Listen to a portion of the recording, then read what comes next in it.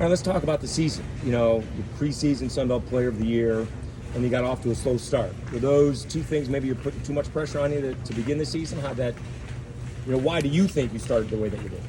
I mean, some people could say I started bad, but at the same time, you look at my at-bats, and I only had 2 strikeouts and 28 at-bats. So I'm putting the ball in play, and I was hitting it hard for the most part. It's baseball at the end of the day. Sometimes it doesn't bounce your way. But, yeah, I mean, I wouldn't say I was putting pressure on myself because at the end of the day, it's conference stats anyways. So it wasn't anything to do with at the beginning of the year. And then maybe was a home run against Rice, and then I don't think you've stopped since. Yeah, it was funny. I remember the interview, and I said the swing and miss got me going, and everybody. That's right. Everybody was like, "What is he talking about?" But it was true. It got me locked in on staying back on the ball, and then after that, yeah, kind of took off. So were you fooled on that pitch, or what was that pitch that you swung and missed it? It was a slider, but it was right down the middle. Oh. And, So you really did miss it. Yeah, like I just swung and missed, but it was the first time that I saw a slider like good in the season, I guess you could say. I was chasing a lot away, but that one was middle, and I finally swung at a good slider, I guess you could say. So once I saw that one, I think the next pitch was the same exact pitch, slider right down the middle, and I got it. So I was on the way to Pensacola for the basketball tournament, listening to, I guess, the Tulane game, the Sunday Tulane game. I doubt you do. Do you have any idea who Mickey Owen is? Have you ever heard of Mickey Owen? I don't think I have. Mickey Owen was the Brooklyn Dodgers catcher. He dropped a called third strike. The Yankees go on to win the World Series. So that's why I tweeted out, you hit a Mickey Owen home run. Yeah. I mean, did that even cross your mind? You know, all of a sudden we got called strike 3 and the game should be over and LaFleur hits one into the shift and all of a sudden you're up. Yeah, I mean, that's baseball. Like, it ain't over until the last out's made, and we called a break, dropped third strike. Trey has a really good at bat. I remember Coach Deggs telling him to try to hit the ball over there, and he did. And then I got up and I remember they changed pitchers. Coach Z, our first base coach, he came over. We were all talking over here, and as I was walking to the plate, he tapped me, and he was like, "It's already proven." So that really got. I mean, that whole at bat, I was like, well, it's already proven. Like, what do I have to lose? Like, if I strike out here, it's meant to be anyway. Like, whatever is going to happen is going to happen. And God had a really good plan. And Can you go up there trying to hit a home run? Because I know you're just trying to hit the ball hard and continue the game. But, I mean, you're a ball player, and you got to be thinking, well, if I get a hold of this, we win the game. Yeah, I mean, there's definitely at-bats where I've gone up and tried to hit a home run. Sometimes it works out, sometimes it doesn't. It does sometimes. Yeah. People say but sometimes it does. doesn't. Sometimes it does. All right, so that got the game, that got the team going. I know that you guys lost the opening game at Arkansas State, but what was it like coming to the ballpark when you guys are on? You know, you haven't lost for like 3 weeks. Yeah, Coach Deggs says it the best. He says it's a good feeling when you park the truck and you know you're going to win. You know, at the end of the year, I mean, you're having this really good year, and then you took it up another level.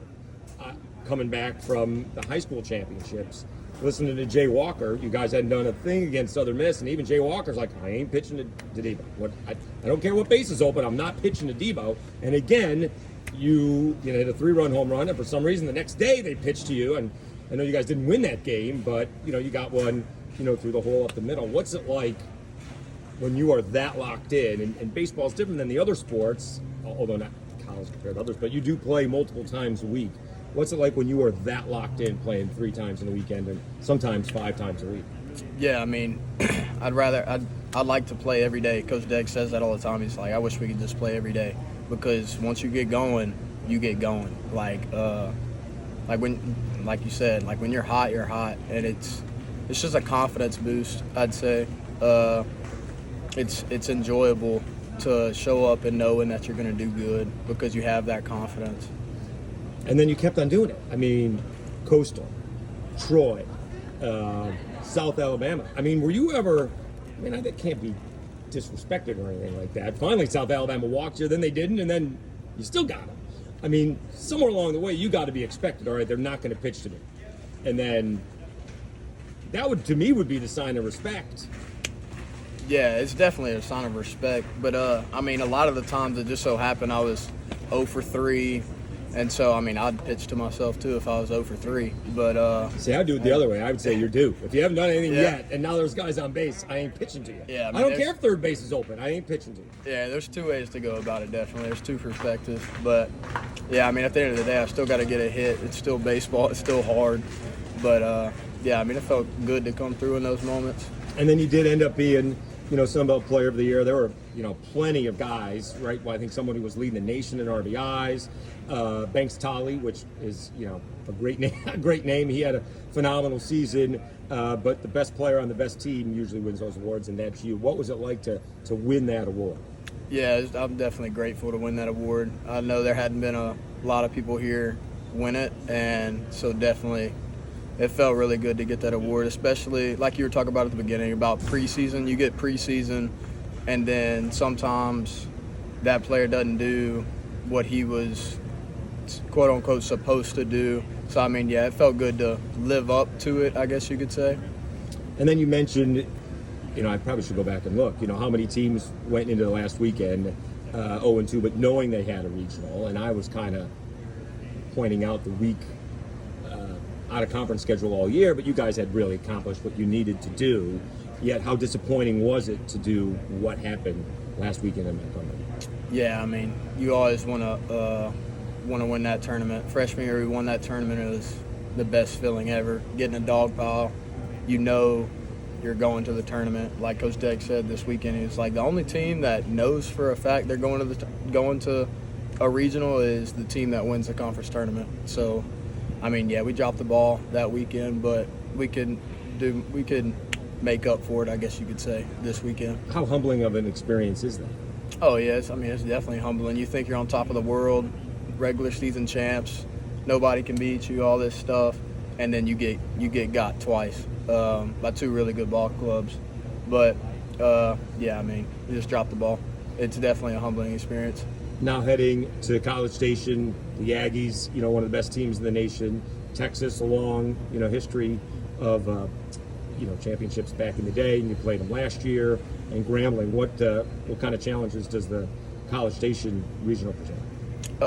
All of our focus right now is just winning the first game, beating Texas. Last year, we thought we played really good, but not good enough, basically. So yeah, playing them again, historic program. Obviously, they have a really good team this year.